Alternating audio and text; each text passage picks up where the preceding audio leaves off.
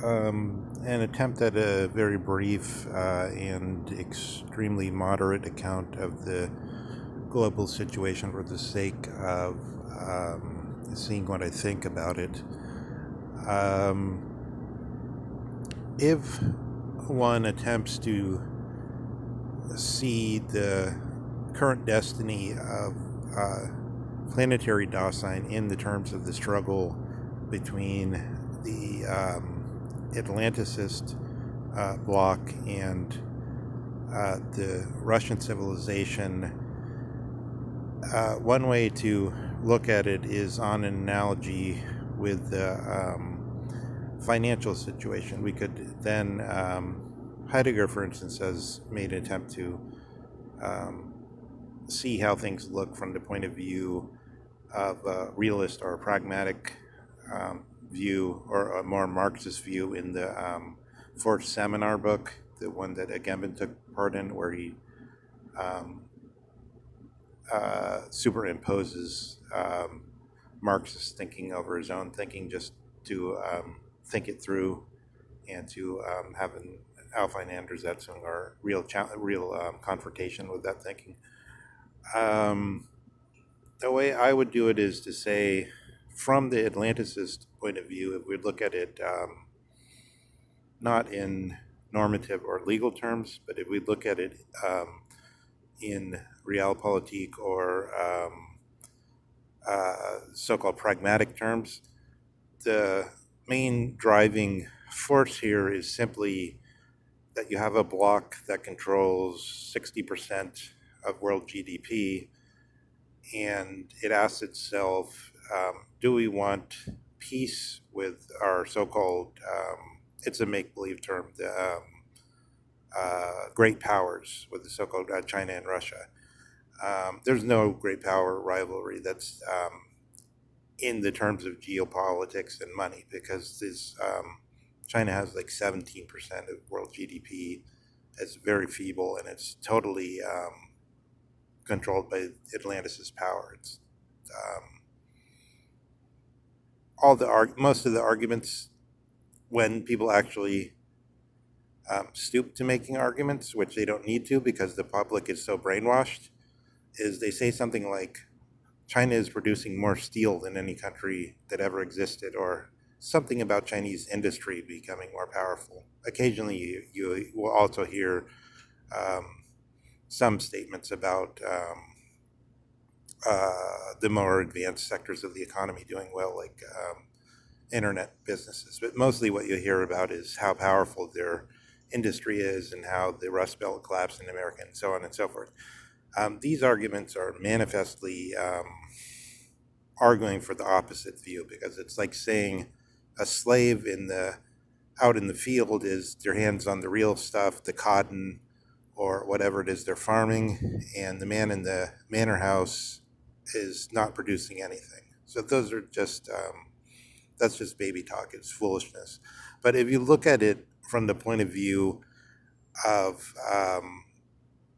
what's actually controls violence, then you see that the American military, through the use of the dollar, which is controlled by a legal system, the so-called rules-based system, enforces all economic activity on the globe. So what they say to themselves is, do we really want this prolonged situation where we have some enemies that aren't falling in line? So we have all these signatures on our treaties, and everybody who signed those treaties basically falls in line with whatever we say. And then there's some other groups that haven't signed those treaties. How should we just try to be on a peaceful basis with them, come to some rapprochement, or placate them or something? Or do we really want this to go on? From a pragmatic view, no. We should put a stop to them and subjugate the globe, and then you have peace. This is what Carl Schmitt has shown us. It's possible that you have a war to exterminate all the groups that don't meet the norms of human universal rights, and to subordinate the survivors. And then you would have then the possibility of physical killing through warfare would come to an end, although we don't know if because the police would become more militarized, it would not be any better in a certain sense. The way I look at this is that the 60% of global GDP also has a microcosmic analogy where within the U.S., it's like this Marcuse notion has a certain sense to it. Zizek is very critical of Marcuse and his economics overall, but I think just this straightforward, undeceptive feeling that about 60% of people in the U.S. are doing fairly well. You got a big sort of middle class, and then you got a lot of people that are struggling, but they feel okay about their struggle. They think they might do all right. And then you have 40% that are part of just to symbolize it, the most incarcerated country in the history of incarceration and fall into this sort of Nietzschean individualism or the so-called social Darwinist aspect of America. Whereas on the other side, you have places like China and Russia where this same situation of the liberal Atlanticist states hasn't arisen properly yet. And then what you do is you kind of tempt people and say, look, you can become like us. And then you have Fukuyamanism in Ukraine and so on. What that looks like from the Russian point of view is sort of like we can symbolize it in one example. It's the Cuban Missile Crisis. You have missiles coming closer and closer to you. You're getting encroached, and soon there'll be a situation where you never know. I give a metaphor, like you write something on Twitter, but you don't understand the people that are in charge of determining which speech is legal and which speech isn't legal.